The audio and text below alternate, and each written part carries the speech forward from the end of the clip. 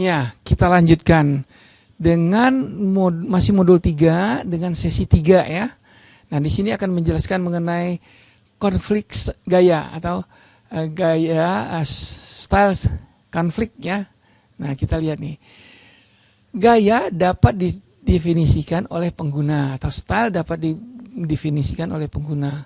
Seorang penulis atau agen pengguna, seorang pengguna adalah orang yang melihat halaman web Anda. Ya, jadi pengguna itu yang melihat.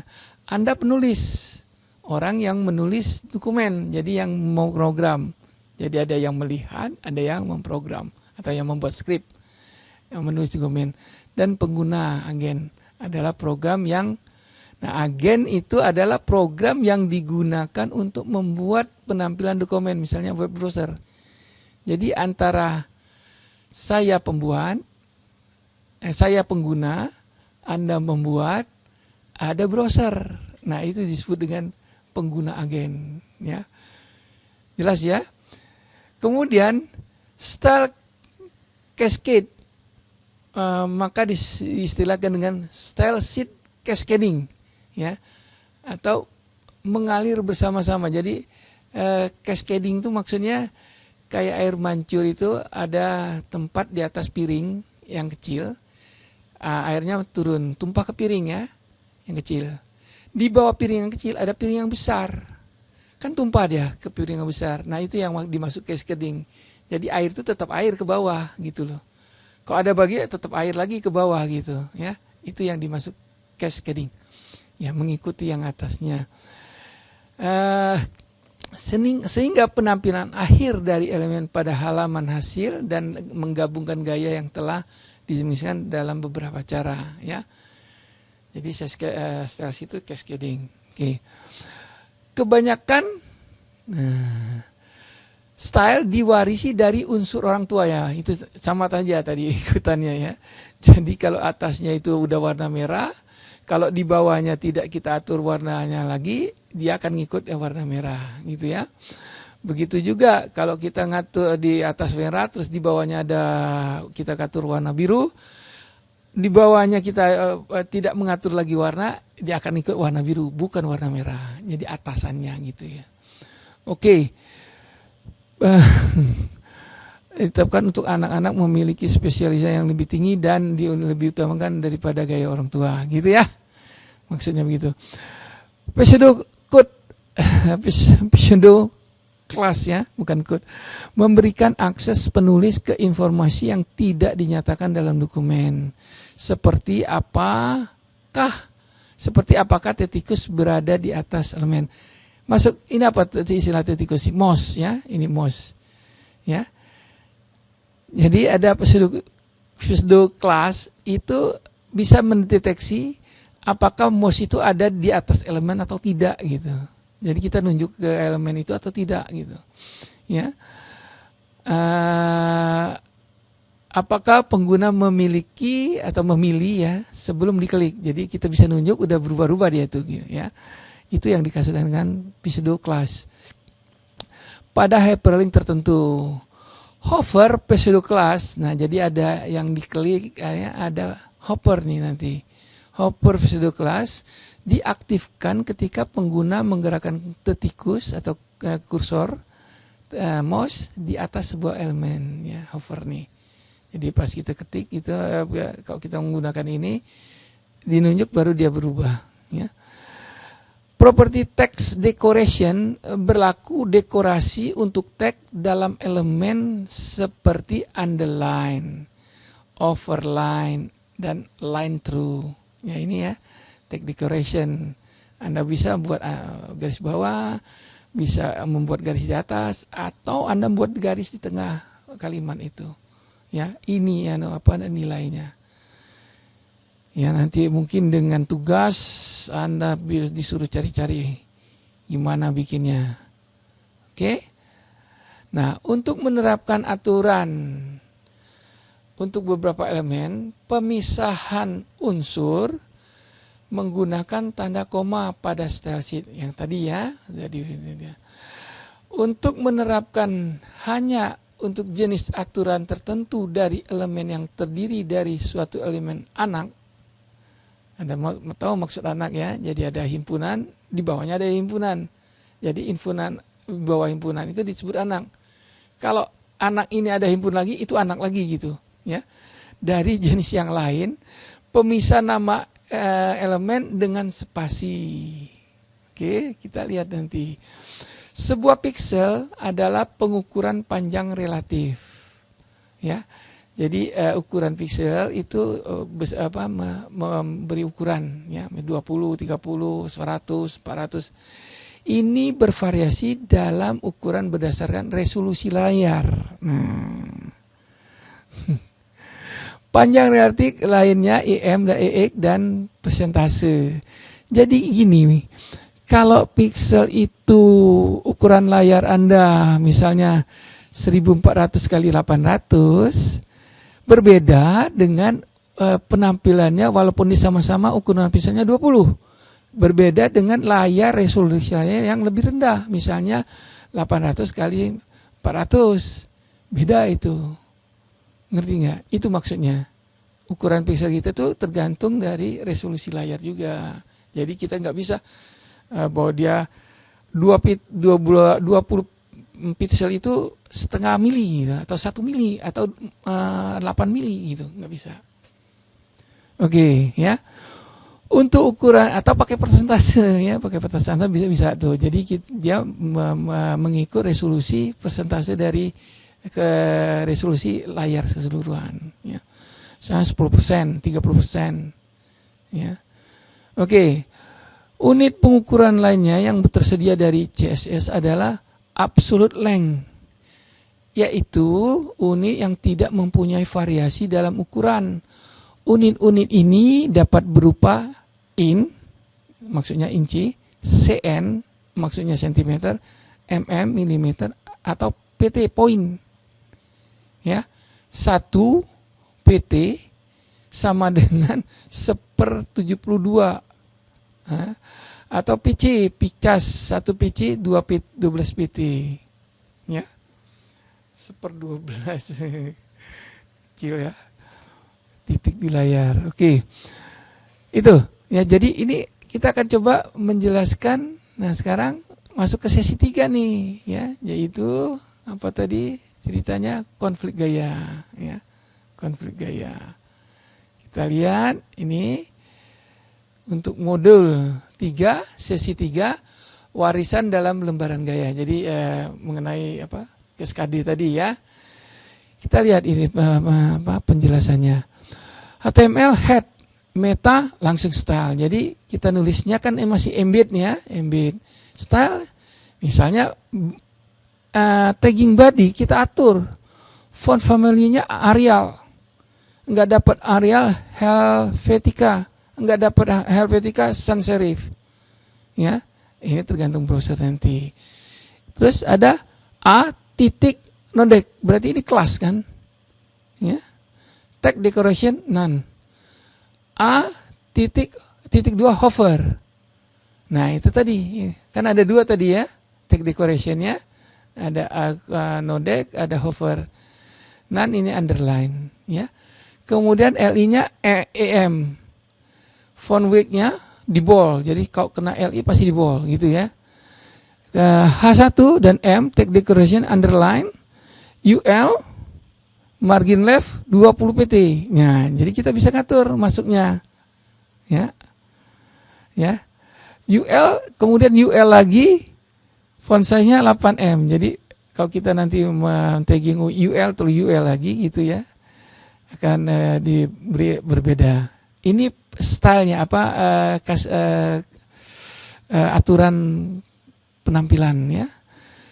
Diakhiri dengan style. Jadi aturannya cuma ini aja nih. Di luar ini yang ikut biasa default HTML ya. Oke, kita lihat apa isi bodinya ya. Itu style ditaruh di head, headnya tutup ya. Nah sekarang body. Kita lihat penggunaannya begini. Daftar belanja hari Senin. Taggingnya H1.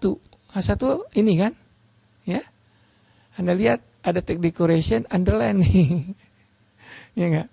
Kita lihat. Tutup. Ya, jadi nanti penampilan daftar belanja hari ini harusnya digaris nih ya. Gitu. Kita lihat lagi. Nah, UL, LI. UL diatur. LI-nya diatur nggak tadi? Diatur. Ada UL lagi ya. Oke. Nanti tutup LI, LI-nya tutup masing-masing. Terus ini tutup UL yang di ini. Yang UL ini LI tutup di sini. L yang ini tutupnya yang mana? Ini gitu. Beda ya. Ya. Kita lihat waffle, yogurt, dan seterusnya. Nah ini di ada kelas ya, Nodek. Ini toko grosir ya. Terus selesai badinya. Ya, isiannya kayak gini. Kita lihat tampilannya. Tampilannya kalau kita lihat nah begini kan. Bener nggak? Anda perhatikan nih daftar belanja hari ini headernya ini ya, terus ada garis kan, susu, roti masuk lagi ya ini. Anda perhatikan ini bisa lebih daripada yang kemarin kan, yang default, nilai default kita bisa atur. Pizza dengan jamur, misalnya ini kita atur gini. Nah, pergi ke toko grosir. Nah ini sebagai link ya. Tautan toko grosir tanpa dekorasi. Ini tanpa dekorasi. Toko grosir tanpa dekorasi akan begini. Ini ada dekorasinya miring kayak gini ya. Anda lihat-lihat aja. Terus dipelajari ya. Kemudian nah ini sambungan yang tadi ya ini. Nah, toko grosir dengan tampilan di garis bawahi ketika tertikus pengguna di atasnya nih yang hover tadi. Jadi begini ya. Jadi kalau ini kan dia agak mouse ini tidak berada di atas toko grosir. Ya, ini Anda harus praktek nih, mesti dilihat nih. Ya, misalnya ada di sini, tampilannya akan begini, gitu. Pas Anda taruh di sini, dia akan begini. Gitu. Itu yang dimaksud dengan hover tadi, ya. Ada. Coba dilihat aja. Jadi Anda mengerti apa yang maksud dengan hover itu ya. Jangan nanya-nanya lagi, Pak, hovernya apa sih, Pak? Gitu. Nah, jadi emang belajar HTML ini mudah. Jadi orang menyepelekan. Tapi pada suatu saat dia nggak ngerti gitu. Jadi bagusnya baca aja dulu pelan-pelan, dimaknakan. Jadi banyak O-nya nanti gitu ya. Oke, kita lihat lagi lembar gaya yang inheritance. Jadi yang itu tadi ya. Kita lihat lagi sudah masuk ke yang wah ini belum diganti ya. Oke, nanti ya. Nah ya. Untuk yang eksternalnya oke. Ini udah belum diganti nih ya. Oke, nggak apa-apa, nanti saya jelasin lah untuk modul yang keempat ya. Oke, sebentar dulu saya lihat sekali lagi. Ini ada eksternal atau perlu saya ganti nih ya. Oke. Oh ya, berarti itu masih termasuk nomor 3 ya. Oke, saya jelaskan aja. Oke, jadi berarti lanjut ya. Nah, ini sampai di sini tadi ya, hover tadi. Nah, sekarang kita berbeda sedikit topik, tapi kita masukkan ke dalam sesi 3 nih ya.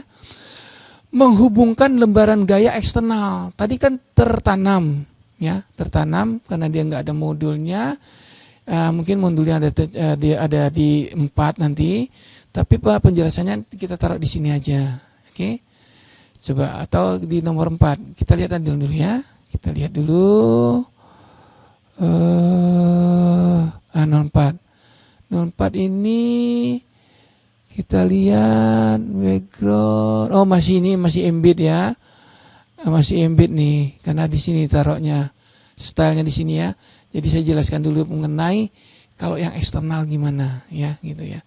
Yang bukan tertanam ya. Nah, menghubungkan lembaran style atau gaya yang eksternal ya di luar dengan lembaran gaya eksternal, yaitu dokumen yang terpisah hanya berisi aturan CSS. Jadi kita bisa membuat aturan CSS tadi, ya, yang tadi yang ini, Ini kan aturan CSS-nya tuh di setel sini kan. Nah ini. Dari nomor 9, style tag ini, berarti ini aturannya. Ditutup garis miring style gitu ya. Nah, tulisan ini kalau tertanam kita taruh di HTML-nya. Tetapi ini bisa juga kita simpan ke dalam satu file CSS. Oke, itu yang dimaksud dengan file eksternal dari CSS-nya. Jadi aturan ini nih. Oke, lanjut ya. Kita lihat di sini.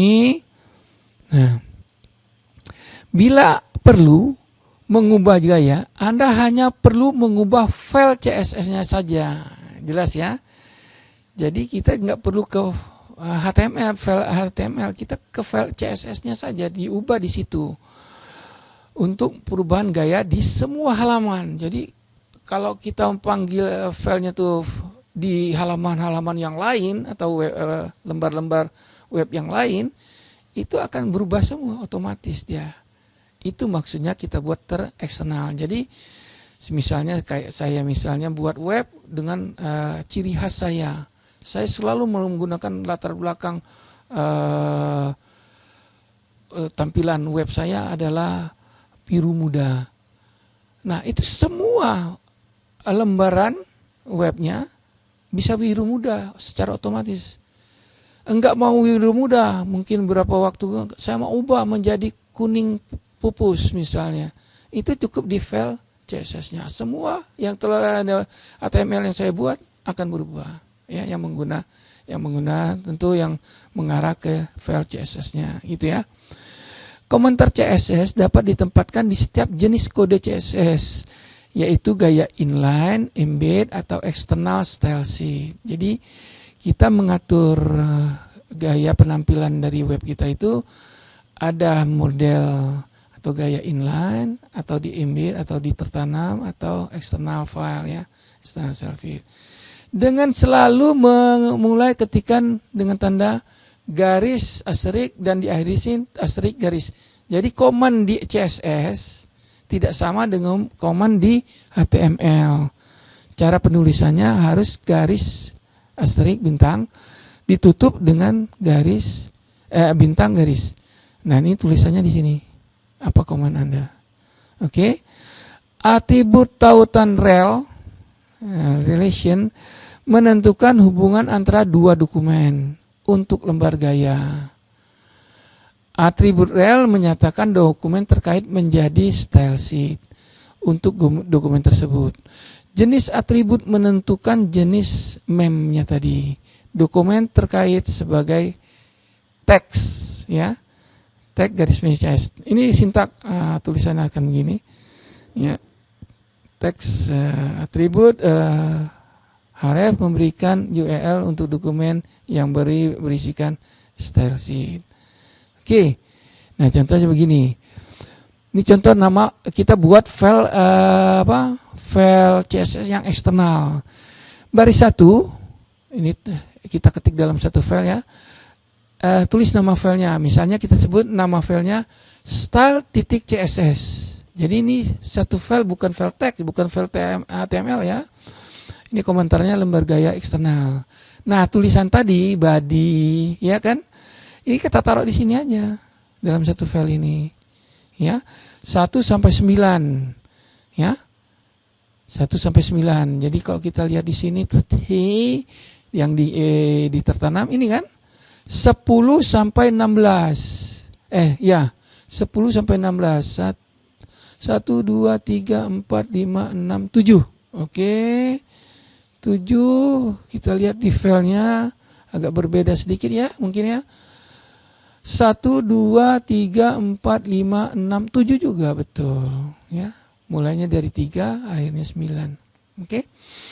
Nah, ini cara manggilnya di file HTML-nya begini. Jadi kalau kita lihat ini file HTML ya, nama file. Misalnya kita buat bukan modul 1 atau modul 2 ya, tapi eksternal HTML. Ini HTML tautan ke lembar gaya, cara manggilnya nih. Nah, misalnya ini HTML sudah, ini ya, HTML, kemudian ada head. Nah, head ada meta, ya, ada title jelas. Nah, di sini di head ini Anda mesti menambahkan satu tagging link rel. Nah, ini link rel sama dengan style sheet type text, ini pakai X ya, CSS. Nah, href-nya style titik CSS. Oke, Anda lihat nih, ini nama file yang kita simpan isinya ini. Nah, jelas ya? Nanti kita lihat contohnya, mudah-mudahan ada. Tapi ini penjelasannya nih ya. Oke, di head naruhnya link rel, jadi pakai link rel bukan yang lain ya. Kemudian href-nya atributnya href, nilainya atau isinya sel nama file. Nama file ini boleh apa saja, tapi ujungnya titik CSS. Ini misal saya bilang gaya titik CSS, maka saya nyimpen file ini harus gaya titik CSS juga, gitu. Isinya ini semua diketik dengan Notepad juga bisa, gitu ya. Semua text editor untuk teks. Kita lihat lagi, oke. Sampai di situ caranya. Kemudian Anda perhatikan, ya. Jadi baris 9 sampai baris 10 nih, 2 baris ini, ya. Kan itu tutupnya kurung lancipnya gini. Akan menggantikan yang embednya tadi ini. Nah, yang ditertanam kan nulisnya begini. Ya. 9 style type tag gini kan. Sampai 17. 9 sampai 17 diganti atau ditaruh di file eksternal. Ini cara manggilnya begini.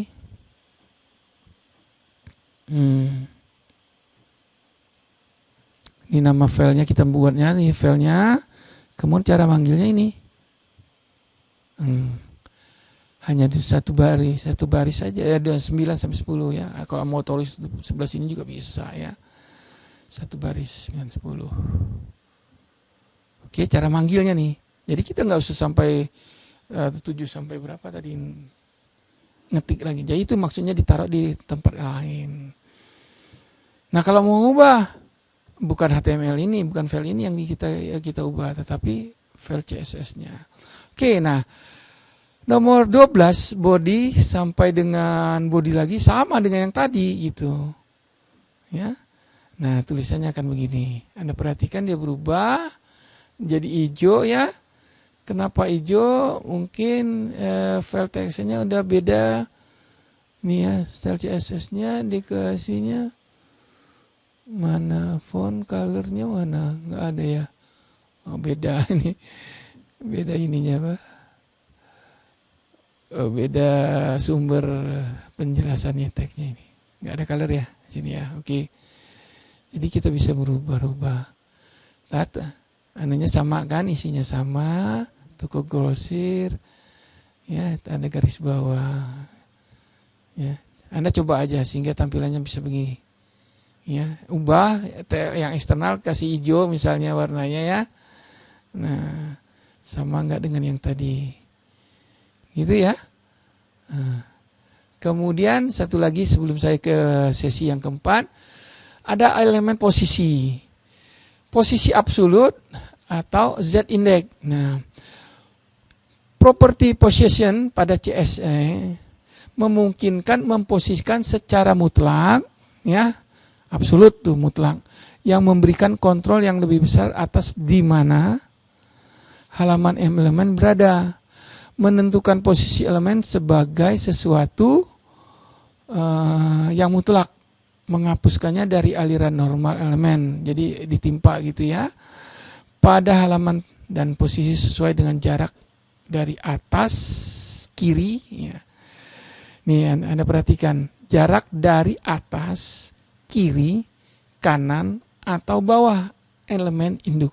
Jadi nulisnya itu kalau mau menulis posisinya itu, pertama nilai yang pertama yang Anda berikan misalnya 2, itu untuk atas. Anda berikan koma pemisahnya atau titik koma pemisah. Angka kedua, Anda ketik misalnya 15, itu yang untuk kiri. Anda ketik yang ketiga, itu untuk kanan. Dan Anda ketik yang keempat, itu untuk yang bawah. Itu aturannya begitu. Jadi kalau Anda nggak baca buku ini, Anda bingung. Nanti mau ngaturnya itu gimana, nggak jelas. Ya, pusing sendiri. Jadi angka pertama atas, angka kedua kiri, angka ketiga kanan, angka yang keempat atau terakhir itu adalah bawah. Nah sekarang kalau Anda cuma ngatur 1, itu ya dianggap atas gitu. Anda ngatur cuma 2, itu dianggap kiri, atas dan kiri gitu. Jelas ya? Oke. Nah, properti Z-index memungkinkan pengembang untuk membuat lapisan elemen yang tumpang tindih. Elemen yang nilai Z-index tinggi akan ditampilkan di depan. Elemen yang dengan nilai Z-index lebih rendah itu dibahas sebelumnya. Jadi misalnya begini, Anda mau mengatur misalnya text box. Latar belakang text box-nya warna biru. Terus ada tulisannya warna merah. Nah, itu Anda. Yang mana indeks Z-nya? Kalau misalnya Anda katakan Z-indeksnya yang merah, berarti nomor 2 di atas kan, itu indeksnya 1. Jadi ya, terlihat warna merah, ketutup tuh warna birunya dengan warna merah. Gitu maksudnya. Jelas ya? Nah, kalau misalnya Anda balik, ya terbalik nanti dia. Itu maksudnya Z-index ya. Jadi untuk transparan ya, latar belakang terhadap latar belakang itu bisa diatur demikian.